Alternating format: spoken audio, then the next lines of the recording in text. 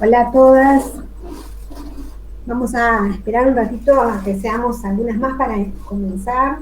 Si alguien quiere, igual aprovechar este ratito para hacer algún comentario, plantear alguna cosa, lo aprovechamos.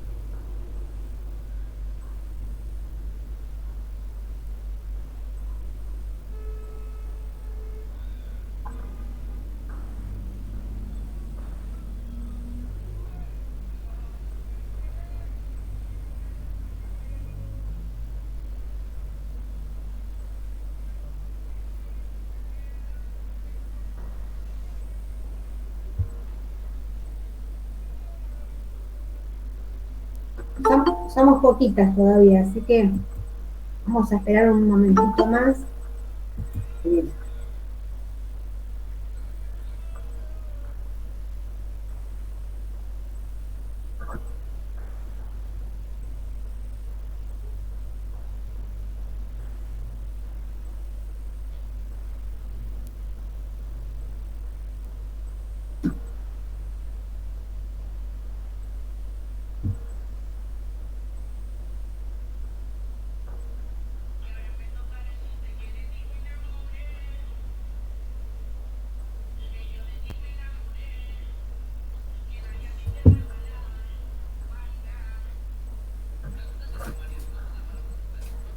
¿Cómo les fue con la lectura del material, del texto? ¿Bien? Bueno, ya voy invitando a poner la cámara a quienes puedan, porque es mejor poder verse y, y tener más ida y vuelta entonces a través de poder mirarnos un poquito la expresión, ¿no?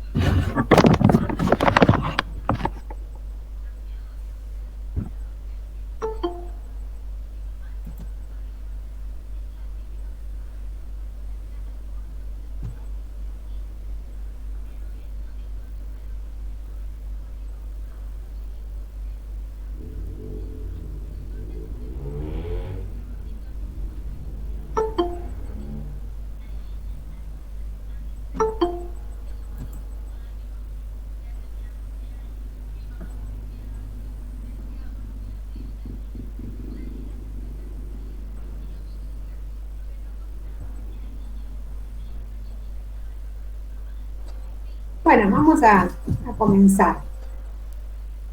En principio, como les había propuesto, íbamos a tomar las inquietudes, las dudas que les hubiesen surgido a partir del material que tenían para ver desde la semana pasada.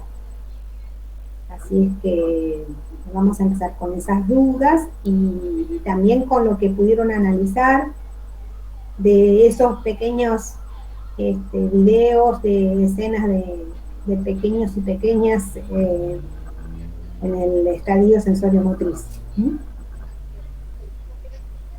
¿Quién te anima? ¿Quién quiere compartir algo? Alicia, yo, Luciana. Bien. Lo que yo, lo que fue la lectura, comprendí como que la lectura fue posterior a la clase que vos diste. Entonces, a mí me sirvió mucho la clase para poder entender el texto porque es medio rebuscado. Todo lo que son los estadios y demás. O sea, está bueno que haya una clase antes de la lectura del estadio. Sí, concuerdo con vos, o sea que es un criterio pedagógico, digamos, y didáctico, porque lo habíamos hablado en alguna ocasión de que estos textos por ahí no fueron redactados, elaborados especialmente considerando a estudiantes de un profesorado. Claro. Y entonces contienen en muchos casos expresiones bastante técnicas y Sí, o que... los estadios no están tan diferenciados. Bueno, también para considerar eso. Sí. Así que con esa idea fue que Estuvo muy bueno eso. primero pudiéramos hablarlo. Sí. Bien, y en relación con las escenas, algunas habían contestado ya en el Facebook, comentado, que estaban bastante bien esas observaciones. ¿Alguien más quiere comentar?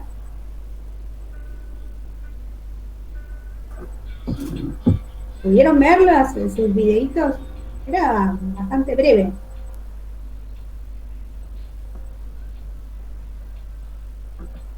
Como dicen los chicos, cri, cri, cri.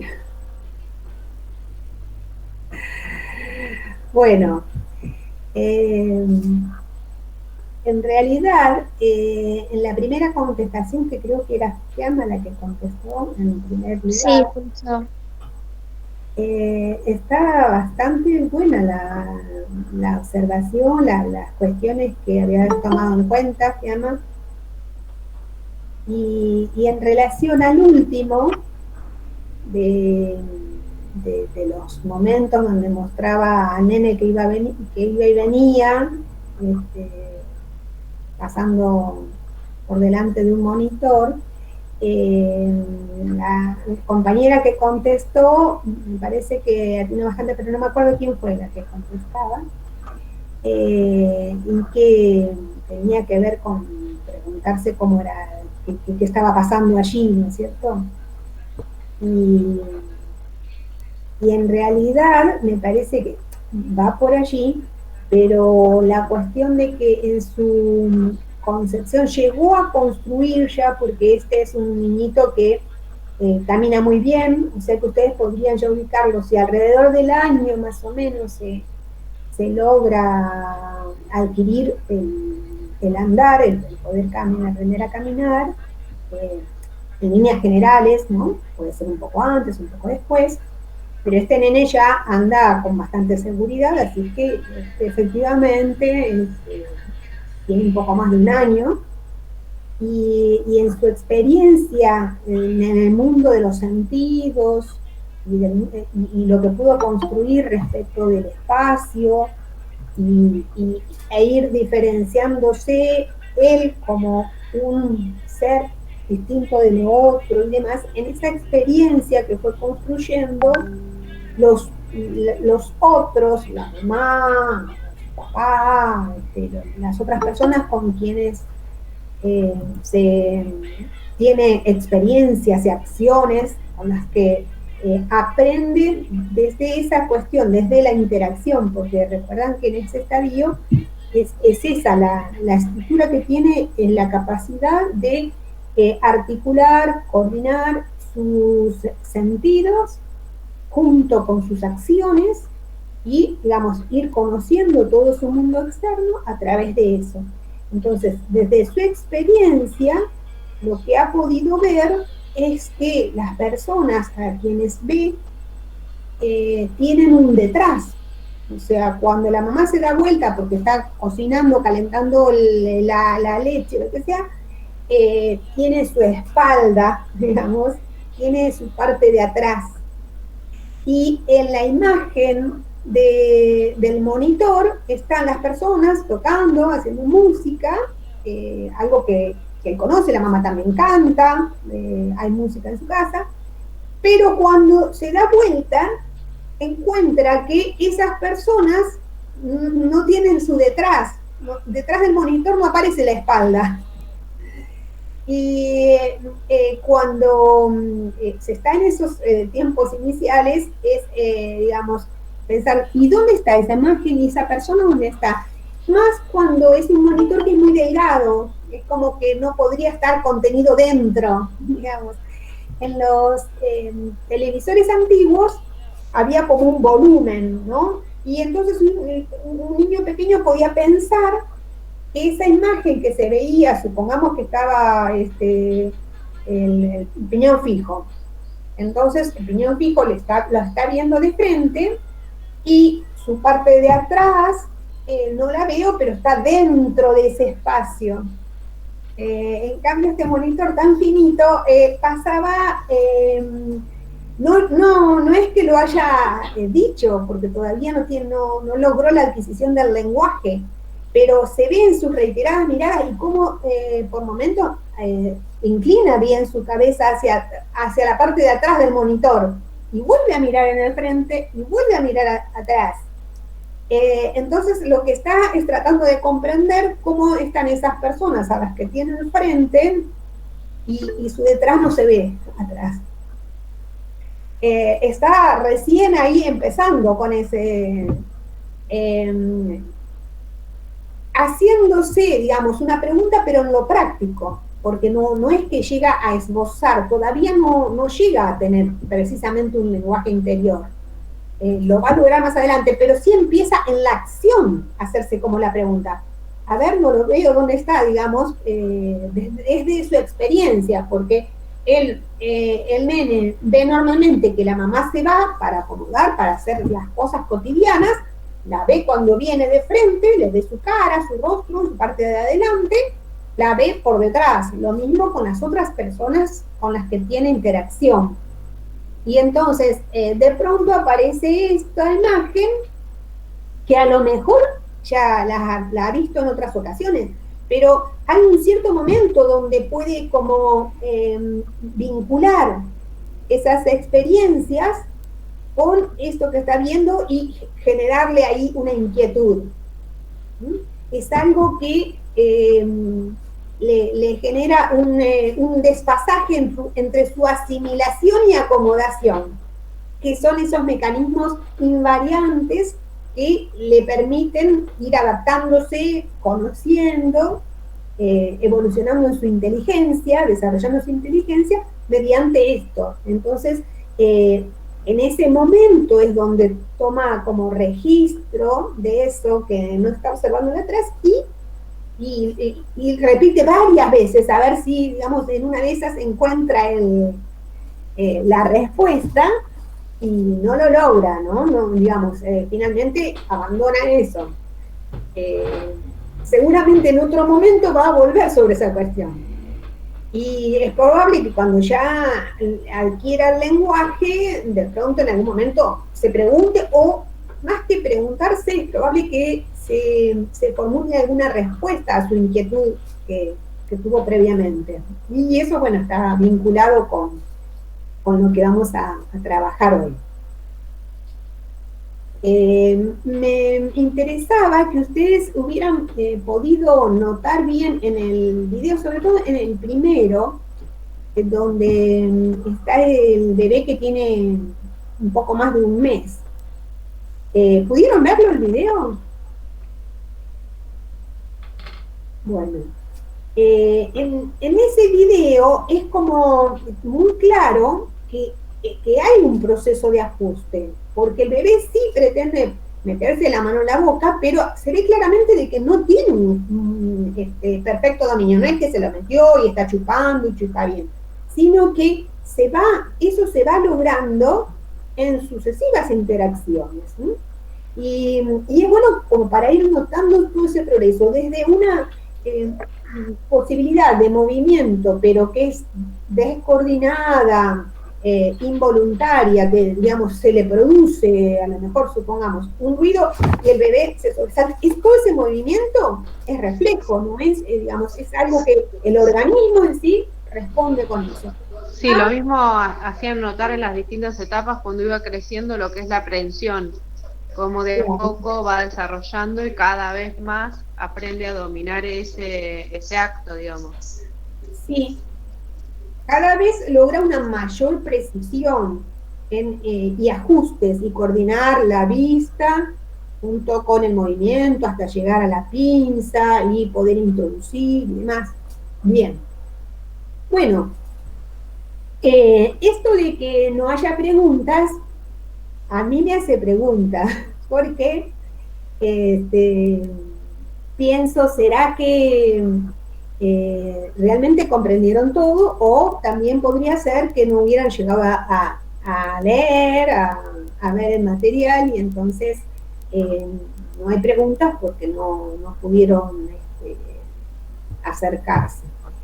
Pero bueno, voy a ser honesta en relación a esa cuestión en el sentido de que así también suele pasar muchas veces en las cursadas presenciales, ¿no? Uno está esperando que a lo mejor surjan algunas dudas y no se plantean y en muchos casos tiene que ver con esto, porque cuando estamos en presencialidad, y yo lo pregunto, en general son pocos los que dicen sí, yo leí. Eh, es una manera de manejarse de los estudiantes y las estudiantes que no sé si obedece a cómo se organizan entre trabajo y organización del tiempo familiar y demás. En general empiezan a estudiar cuando se acercan los parciales y ahí le dan con todo y a abordar la bibliografía. Pero me parece que como pudo hacer Luciana, está bueno poder ir acompañando la lectura del material junto con las clases. Eh, digamos, si les es posible, se los recomiendo ampliamente, digamos, ir avanzando junto con el material e ir viéndolo. Inclusive es bastante breve lo que les voy dando, así es que no es algo imposible de hacer.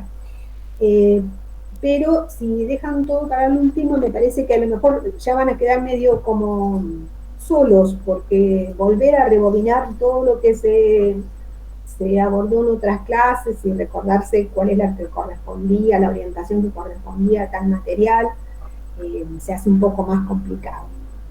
Pero bueno, ustedes verán qué es lo que pueden con eso, con sus tiempos. Bueno, la verdad es que no, ahí estaba leyendo de una compañera que decía que no había podido hacerlo. Eh, no es la intención de juzgar porque, como les dije, creo que en la primera reunión que tuvimos, se ven frentes y no interiores. Esa frase de mi mamá es que uno puede ver la apariencia, nunca puede saber exactamente qué es lo que pasa adentro en cada hogar. Uno no sabe si está cuidando a una abuela que requiere una atención constante, uno no sabe si está pasando por una crisis de pareja con esta cuestión de que perdió el trabajo alguno, en fin, no se sabe qué es lo que pasa en cada hogar, así es que no puedo presumir nada. Sí les recomiendo a quienes puedan, porque me parece que es en el propio beneficio de ustedes que vayan acompañando. Bueno, entonces, pero espero que sí, que puedan ir leyendo y que no les generen dudas. Vamos a continuar entonces hoy ya con el siguiente estadio. En el texto aparecería este como el número 4 del que él plantea en el inicio. ¿Mm? Sería el estadio de la inteligencia intuitiva o preoperatorio. En el video donde está el propio Jean Piaget, él lo nombra como preoperatorio. De cualquiera de las dos formas, está haciendo referencia al mismo estadio, ¿no? Solo que cuando él los menciona como los grandes estadios, este sería el segundo, el sensorio motriz, que abarcaría esos tres primeros, que yo los considero subestadios en el texto, esos tres primeros, reflejos, hábitos y costumbres, y el último de la inteligencia sensorio-motriz propiamente dicha. Esos tres serían todos los englobamos en el sensorio motor o sensorio motriz, es lo mismo, de 0 a 2 años. Hoy vamos a iniciar entonces con el segundo gran estadio, es el de la inteligencia intuitiva o preoperatorio. Abarca desde los 2 a los 7 años. Siempre estas clasificaciones, el tiempo no es estricta, pero bueno, él las plantea así, ubica esos puntos, ¿no es cierto? Que puede tener ciertas variaciones. Lo que no hay es una diferencia en el orden en que se van presentando. Entonces, este es el estadio que continúa al sensorio motor, y para llegar a este cambio cualitativo, es decir, en donde los niños y niñas logran cambiar la estructura con la cual van a ir a conocer al mundo, se debe producir una capacidad nueva, desarrollar una nueva función, que es la función semiótica, la función que permite representarse el mundo, que se manifiesta a través de la adquisición del lenguaje, básicamente. A través del lenguaje hay una socialización, y empieza a surgir entonces, a partir de la adquisición del lenguaje, el pensamiento. Entonces, va a decir Piaget que a partir del logro de esta función simbólica, esta función que permite el acceso al lenguaje, el niño va a volver a conocer el mundo, pero ahora desde esta otra posibilidad. Básicamente, lo que le permite el acceso al lenguaje es tener ya un relato del pasado, y puede verbalizar respecto del futuro. No es todo vinculado al aquí y ahora, como era en el sensorio motor, digamos, todo el mundo para conocer estaba aquí o ahora. Pero en este momento donde el niño accede a la palabra, puede empezar a, por ejemplo, hablar de algo que ya pasó. Supongamos, con la media lengua, puede decir, nene, tutú, gol, y está haciendo un relato de que fue en el auto a jugar a la pelota. Entonces, eso expresa, por un lado, que ya comprende, ¿no?, que tutú es una expresión, un término que permite evocar algo, está representando, o sea, la función de representación es la que le permite esto. Y entonces eso le permite irse lejos. Supongamos que pueda decir casa nono, que estuvo en la casa del abuelo, del nono. Con esa, porque primero el lenguaje empieza siendo pequeñas frases de dos palabras, muchas veces dos sustantivos, sería por ejemplo este caso, casa nono, hay dos sustantivos, o supongamos, no comió, supongamos que estaba comiendo con el nono, un sustantivo y un verbo, o pateó, bien. Empiezan frases así muy, muy cortas donde vincula estos términos y va luego ampliando un poco más en esas frases. Pero lo que le permite es esto, ¿no es cierto? Poder armar cierto relato donde evoque y ya lo ubica, ya puede ir para atrás, en el pasado, y también puede plantear a futuro. Entonces, supongamos que le dice a la mamá, vamos plaza, o como le salga, digamos, ¿no? No quiero ponerme en mental porque puedo decir un desastre, sino plaza, en media lengua. Pero bueno, digamos, con media lengua empezar a hablar sobre esto, ¿no? O nene triciclo, qué sé yo. Y está planteando con palabras algo que desea, que se propone para hacer, o nene Pepín, o Tommy, a veces se nombran a sí mismos como nene, o con su nombre, Tommy, supongamos, y qué es lo que desea. Entonces, ya hay una proyección que amplía, pero dice Piaget, todo lo que el niño logró conocer, poder, por ejemplo, ubicarse como él, como un sujeto dentro de un espacio donde hay otros sujetos y otros objetos, donde hay un tiempo, donde hay una causalidad, dice, y que fue en ese recorrido desde lo indiferenciado a poder progresivamente, paulatinamente, ir adquiriendo un poco más de experiencia en la acción hasta lograr conocer, dice, ese mismo proceso se va a dar ahora, pero en este otro plano, en el plano simbólico, a través del lenguaje.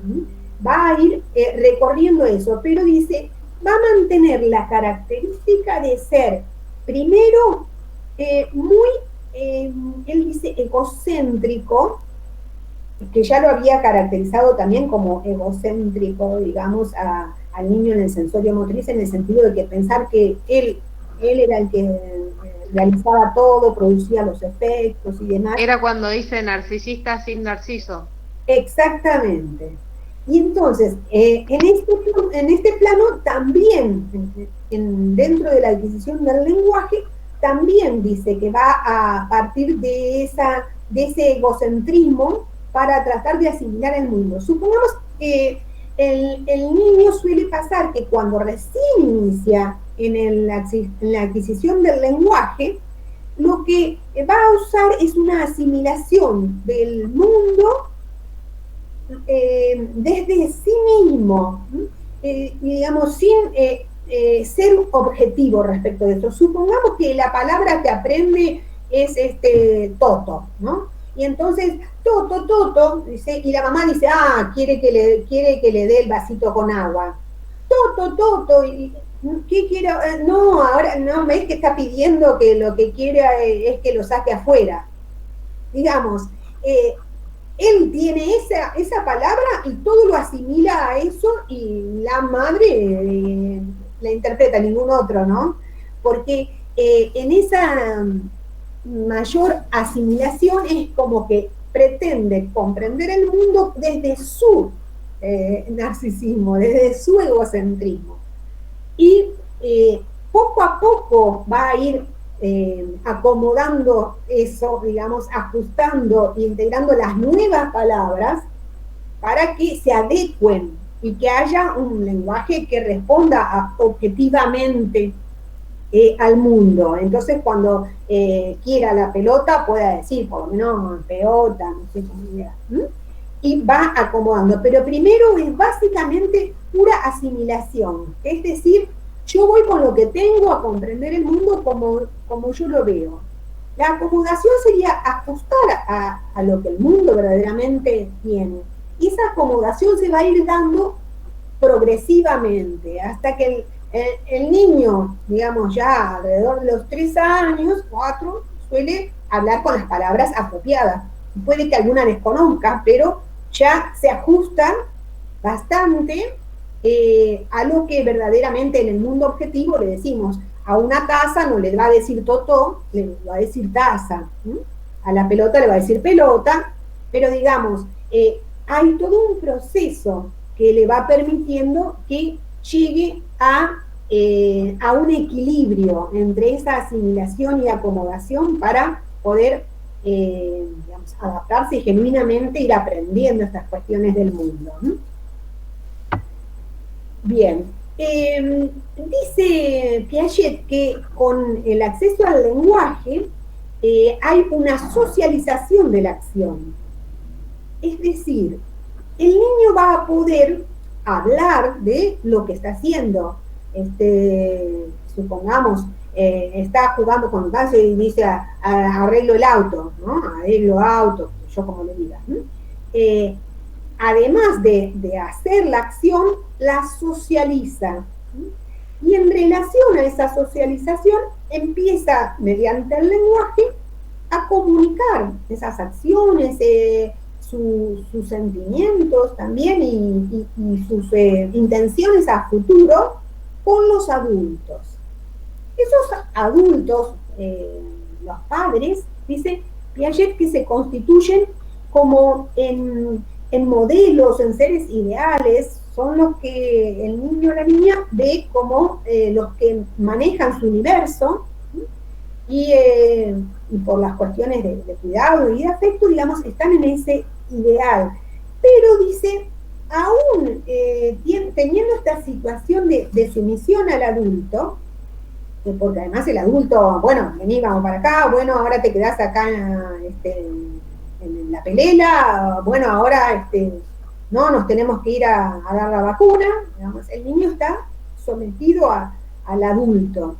Pero dice, en cierto punto, también al adulto, el niño termina ubicándolo, lo idealiza, pero finalmente por esa asimilación que tiene tan narcisista, entre comillas, también, dice, en algún punto lo iguala, ¿no? Y puede ponerse a discutir que efectivamente este autito es el totó, y no se llama auto como le dice el papá, supongamos, ¿no? Totó. Y puede quedarse ahí defendiendo su postura. Así que va en esas tensiones, pero cada vez logrando una interacción, una comunicación que le va permitiendo, digamos, ir conociendo ahora con esta posibilidad distinta de nombrar las cosas, de hablar de las cosas de antes y lo que va a pasar. Y dice, en relación a los niños que pudiera tener, digamos, otros pares, digamos, con los que pudiera interactuar, esa socialización va a tener ciertas particularidades, pero desde ya que va a tener, digamos, una posibilidad de enriquecimiento por la interacción en sí. Y además porque va a poder expresar también la emotividad. Digamos, quienes le caen bien de sus compañeritos, si va a un jardín o una guardería. Pensemos que esto va desde los 2 a los 7 años. Y él, digamos, en este capítulo que nosotros vemos, va marcando algunas diferencias, pero no lo establece rígidamente como sus fases, sino que va diciendo que, bueno, entre los 2 y los 7 va a haber un gran progreso, ¿no? Desde estar en esta posición absolutamente egocéntrica, egocéntrica no, ya lo he dicho, pero lo vuelvo a repetir, no tiene que ver con egoísta, no es con una persona mezquina, no. Quiere decir que tiene su perspectiva, exclusivamente que lo ve como lo ve, no con una intencionalidad extra de mezquindad, nada.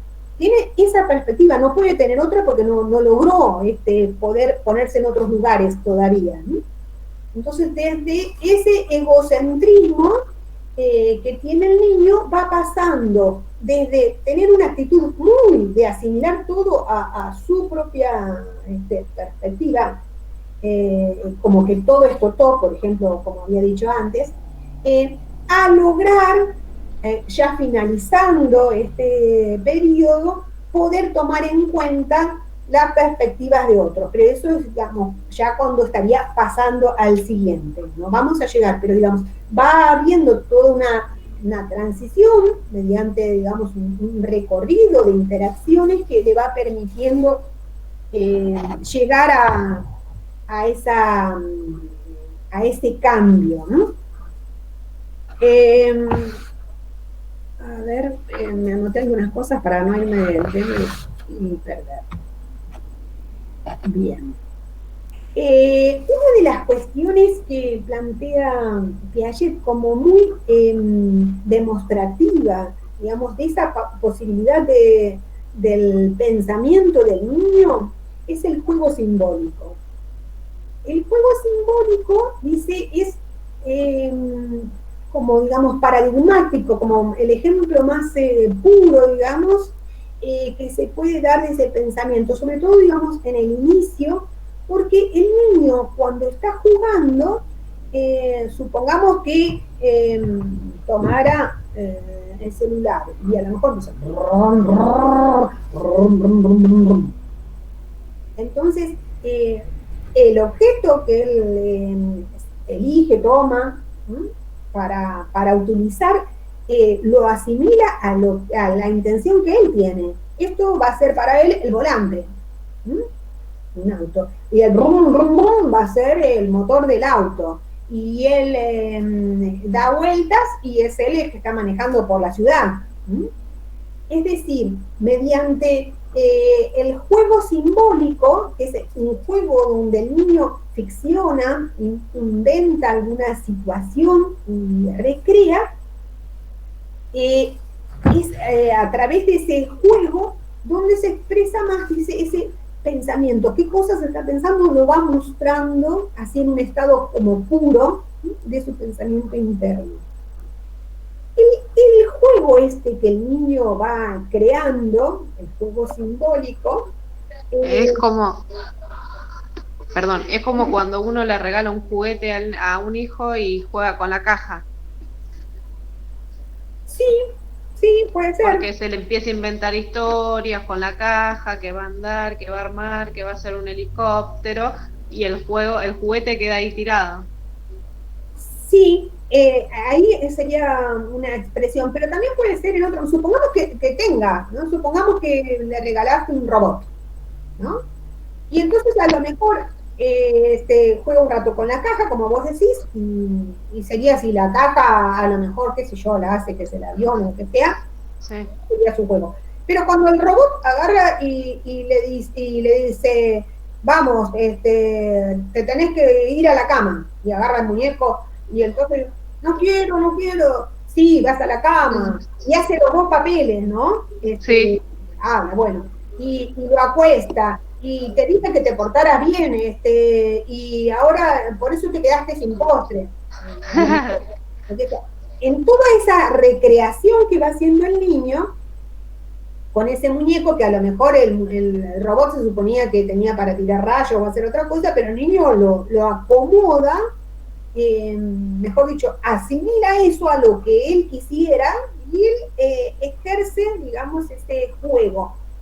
El juego tiene ese juego, particularmente el juego simbólico, tiene la virtud, digamos, la cualidad que le permite al niño recrear aún situaciones que le han resultado dolorosas o conflictivas.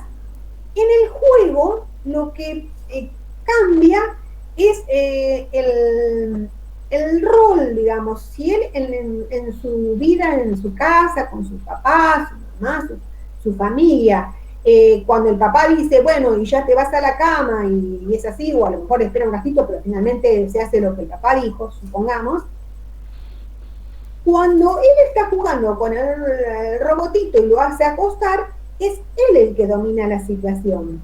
Él es el que decide que se queda y él es el que reta, digamos, esa posibilidad que le brinda el juego ser él quien domina la situación, es lo que le permite, digamos, al niño ir elaborando muchas situaciones que le resultan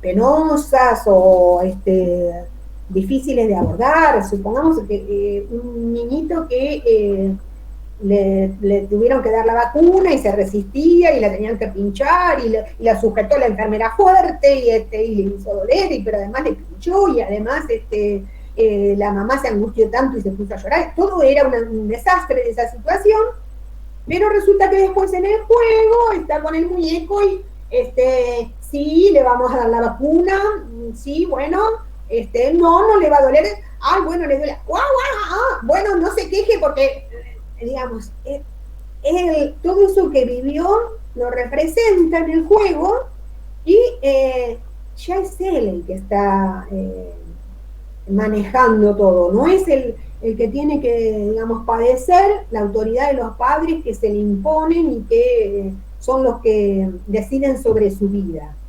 Entonces, ahí lo mencionan en el texto Piaget, pero eso particularmente lo va a tratar después Freud, es el que más detalla cómo es que mediante esa posibilidad del juego, el niño puede elaborar situaciones, ¿no? Por eso los psicoanalistas de niños tienen como estrategia privilegiada el juego, ¿no? El juego dramático o simbólico, son dos maneras de nombrar lo mismo, ¿no? Ese tipo de juego, donde el niño crea. La característica principal que debe tener este juego es que sea espontáneo, no es que, digamos, yo no le voy a decir al niño, bueno, vamos a jugar a que vos sos el que maneja el auto y yo soy, no, en tal caso, digamos, el analista se pone a disposición de lo que el nene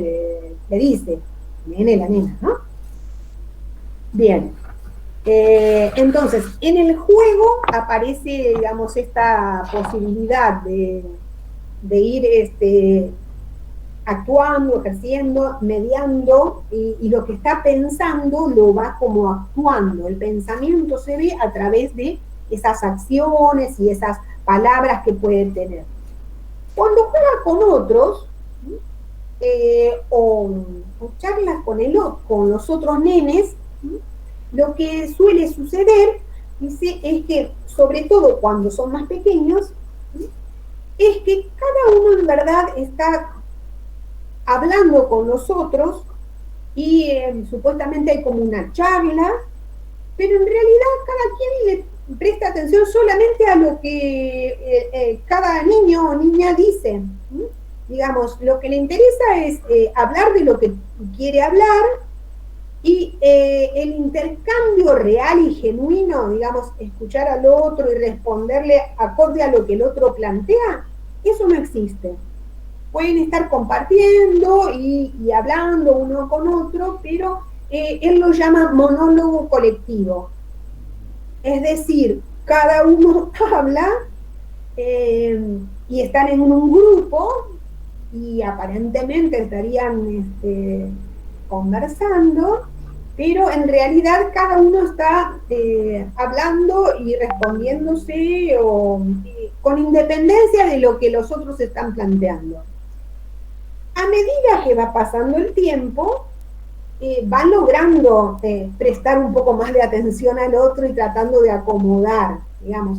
Si uno estuviera en un jardín de infantes, podría ver la diferencia entre la sala de 3, por ejemplo, en el rincón de la casita, cómo interactúan los nenes, a cuando están en sala de 5. Hay ya una diferencia notoria, digamos, aunque los nenes de 5 sí se pueden poner más de acuerdo, y no, dale, yo te dije que vos eras el papá, pero que te ibas a tal lado, bueno, pero yo quería también ser el que cuidaba al bebé. Entonces, digamos, hay un poco más de reconocimiento del otro y establecer ciertos acuerdos tomando en cuenta lo que el otro aporta, dice o pretende. ¿Se sigue hasta ahí? Que va habiendo, digamos, una evolución en relación a esto. Bien, entonces hablamos de la socialización, del lenguaje, y en relación al pensamiento, primero plantea esto de que a través del juego espontáneo del niño se va conociendo de su pensamiento.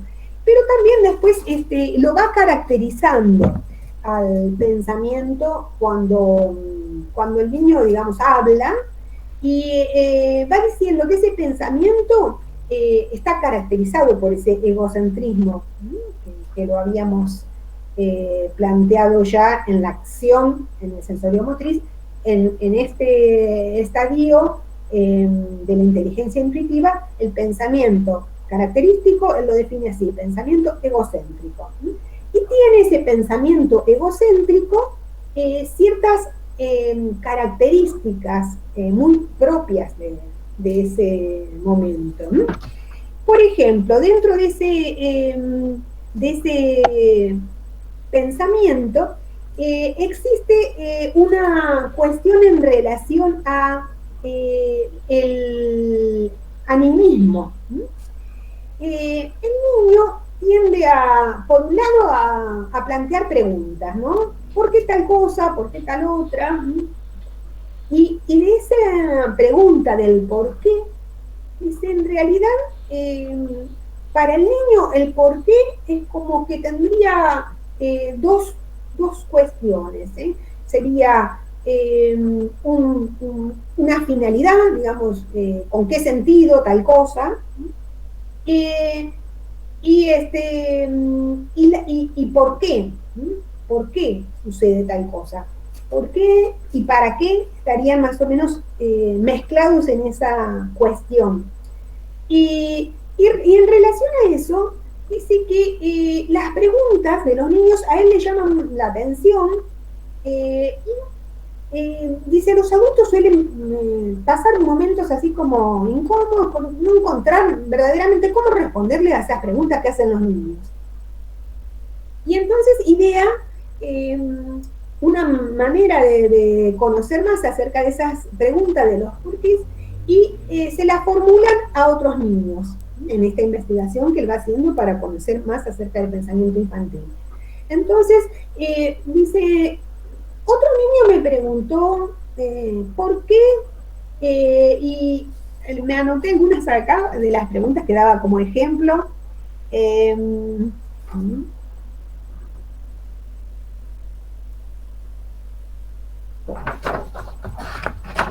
Dice varias hojas y ahora no me encuentro. Bueno, pero dice, ¿por qué hay dos Berset, creo que se llama, dos Berset, supongamos, no me acuerdo si era Berset el nombre exacto. Bueno, es un nombre de un cerro, ¿no? De la zona de Suiza, por allí.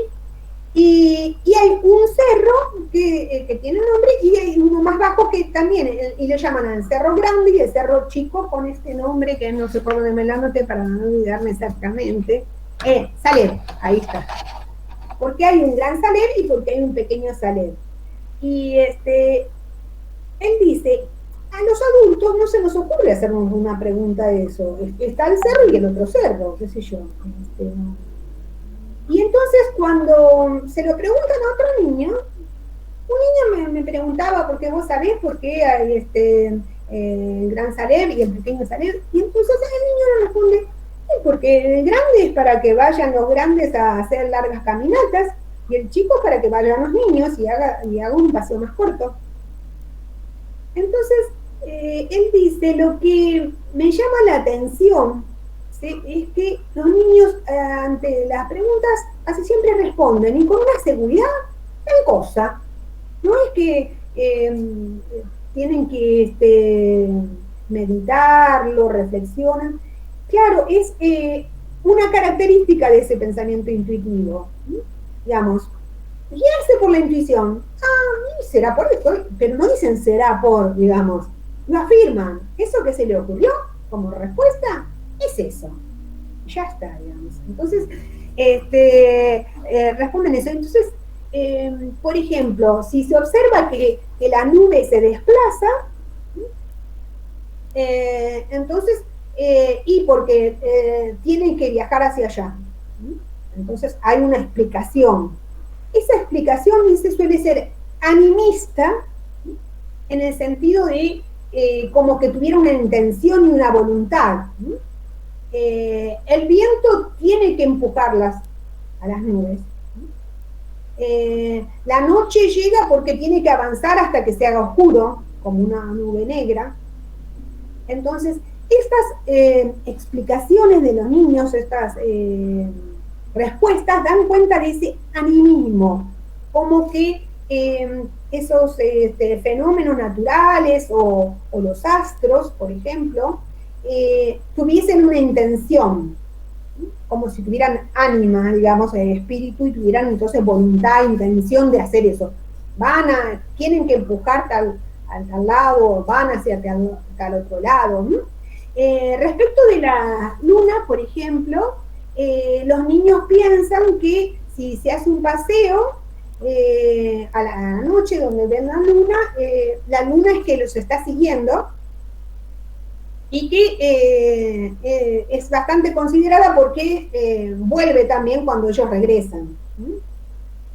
Es decir, que el animismo estaría explicando esto, ¿no? Que imaginan que la luna los sigue para hacerles compañía, y cuando vuelven del paseo, regresa con ellos.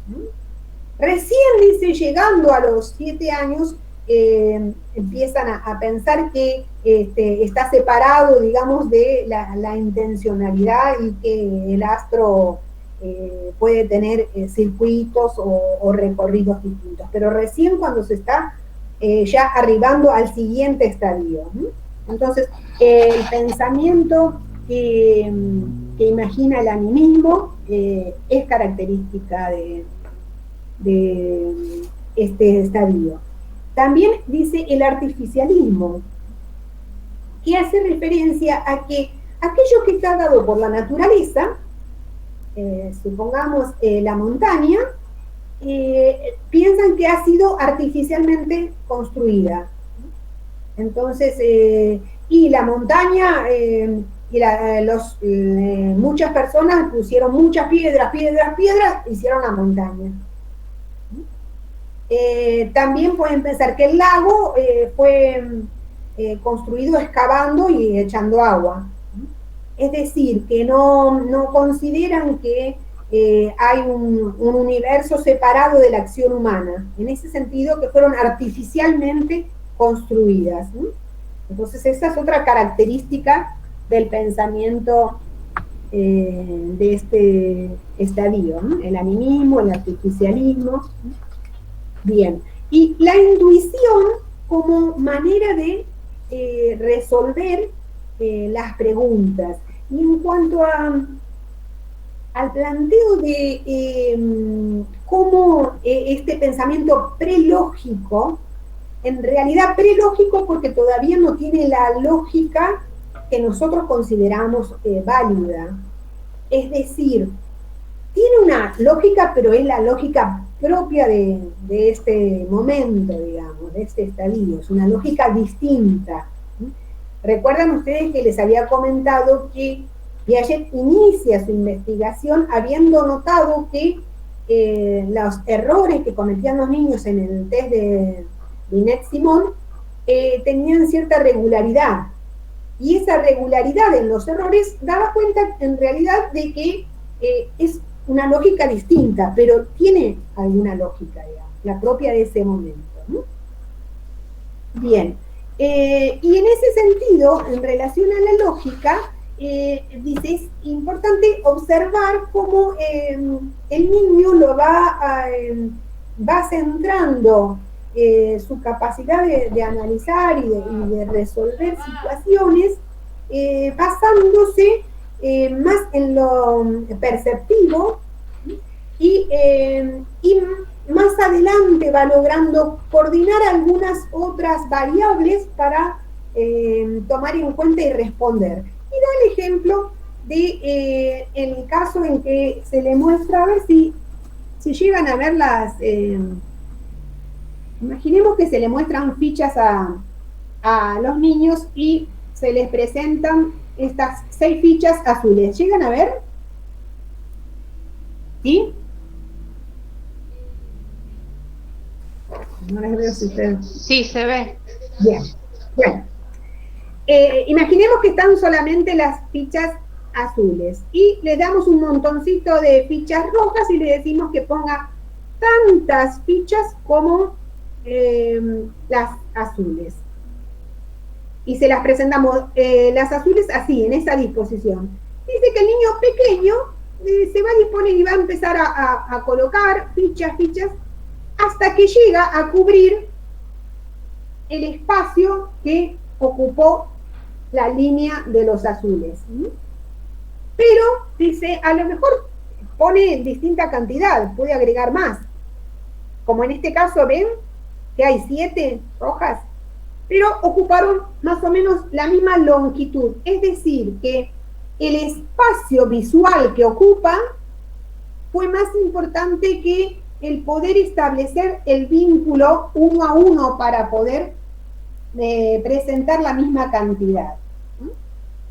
Dice, más adelante, alrededor de los 5 años, el niño va a ir poniendo 1 a 1. Para asegurarse de poner la misma cantidad, va a ir poniendo a cada azul una roja. ¿Se entiende? Esa coordinación con establecer una relación 1 a 1 para estar seguro de la igualdad se logra más adelante. Dice, no obstante, dice, supongamos que tenga la igualdad, que haya puesto, no me preparé todos los dibujos, pero imaginemos que acá hay 6 como las azules. Dice, si uno corre y aleja 2 de tal manera que la línea quede más largo, acá 6 pero ocupando más lugar, y acá las 6, imaginemos que hay 6, va a decir que ya no se conserva la igualdad, que en las azules hay más. Es decir, que va a perseverar en considerar, si yo alejo esto, no tengo acá la posibilidad de hacerlo, pero si las alejo, él va a ver que visualmente estas ocupan más, y entonces, aunque haya visto que no saqué ninguna ni agregué, esto todavía va a ser más fuerte, digamos, su intuición de que si está ocupando más lugar, hay más. ¿Se comprende? Entonces, hay un proceso que va haciendo hasta llegar a reconocer que, aunque esto esté distinto, ese proceso es lograr la reversibilidad, que todavía no se logra en este estadio. Es decir, puede articular algunas nociones, por ejemplo, 1 a 1, pero ya vinculamos otra vez con que si esto ya está ocupando un lugar un poco más visualmente mayor espacio, ya ahí se le hace conflicto. Entonces, no logra todavía esto. La reversibilidad implicaría poder él pensar, es lo mismo, porque mira, puedo volver a poner y ves que están iguales, mirá. O más adelante el niño va a poder decir directamente, no hace falta que lo vuelvas. Sí, si no le sacaste, no le pusiste ninguna, hay lo mismo. Pero ese razonamiento recién lo va a lograr en el siguiente estadio. En este momento todavía hay una prevalencia de esa intuición, que está todavía muy arraigada. Hay una experiencia que no está en el texto, pero que es muy usada para mostrar si están logrando la posibilidad de reversibilidad o no, y es mostrarles a un niño en este estadio aproximadamente, o que esté en vías de transición, 2 bolas de plastilina o de masa, que las mostramos que están iguales, las ponemos una al lado de la otra, tienen la misma cantidad, podemos sacarle del mismo paquetito, los 2 iguales, y mostrárselas, supongamos roja y azul, y entonces delante de su vista, primero preguntarle si hay igual, y las puede poner al lado, mirarlas bien, y dice, sí, hay lo mismo. Entonces, a una de ellas, la empezamos a amasar de manera que se quede transformada en una salchicha, Y le volvemos a preguntar, ¿sí? Si ahora hay lo mismo. Y el niño en este estadio va a decir que no, que ya no hay lo mismo, que hay más en esa salchicha larga. En general dicen que en la salchicha larga, porque, bueno, esa longitud más extensa prevalece por, por la otra experiencia de no haber visto que se le hubiera sacado nada ni agregado. Entonces, en esa experiencia, el niño, aunque se lo volvamos a hacer, cuando le volvamos a hacer, si le volvemos a pasar, va a decir, ahora sí, hay lo mismo. Pero todavía no logra conservar esa cantidad, aunque la esté viendo si hay una modificación en la apariencia. ¿Se comprende? ¿El ejemplo? ¿Sí? Bueno, también hay hay varias pruebas que lo hice. Por ejemplo, con líquido puesto en dos vasos, a la misma altura, hay misma cantidad, sí hay misma cantidad. Delante del niño puedo trasvasar en un vaso estrecho y alto, trasvaso todo, y entonces le pregunta al niño, ¿ahora hay lo mismo en los dos? Y el niño va a decir, no, acá hay más en el vaso estrecho porque el nivel visualmente es más alto. Pero lo que es claro en este pensamiento del niño es que tiene una lógica.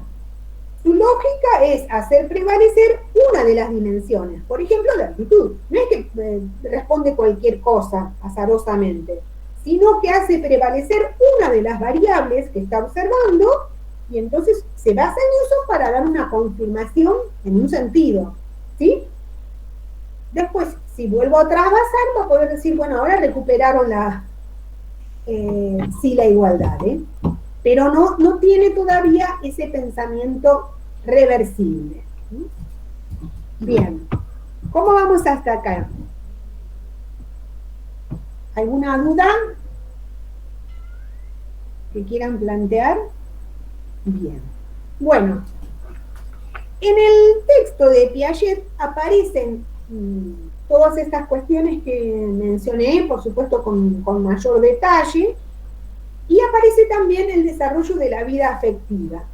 En relación al desarrollo de la vida afectiva, ustedes si quieren pueden leerlo, pero nosotros vamos a encarar el estudio de Piaget sobre lo que él en verdad centra más su atención.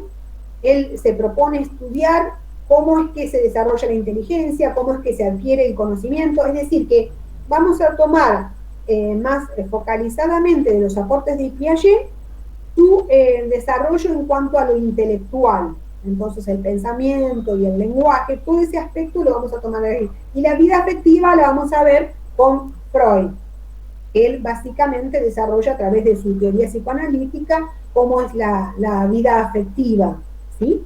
Así es que en el texto, básicamente lo que yo pretendo es que ustedes lean, pueden leer todo, pues la parte afectiva también, pero digamos, luego no se la voy a tomar de allí, ¿de acuerdo? Bien. Y entonces, bueno, en la semana que viene afrontaríamos los otros dos estadios, abarcaríamos a los otros dos estadios. Pero me parece importante que estos dos iniciales queden bien claros, que se observe cómo vuelve a reestructurar el mundo a través de la posibilidad del lenguaje y que va siendo un proceso que es paulatino, así como él fue logrando primero a través de la acción conocer el mundo, va conociendo después el mundo con las posibilidades que le brinda el lenguaje, pero también de una manera progresiva. Y en cuanto al desarrollo de su pensamiento, todavía es un pensamiento intuitivo. Básicamente es la característica principal. Y el egocentrismo. Eso sería lo más importante. Y después les pongo en el Facebook algunos videos para que también puedan vincular esto que estuvimos viendo con algunas situaciones. ¿Alguna pregunta? Bueno, voy a cortar la grabación. Bueno, qué lindo, qué gusto encontrarnos. Que anden muy bien. Nos vemos. Chao. Traten de ir leyendo, de ver lo posible. Chau, chau.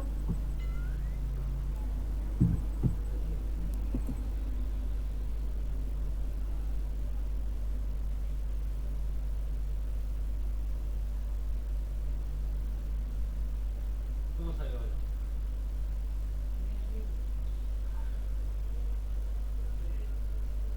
Te cuelgo, ¿no?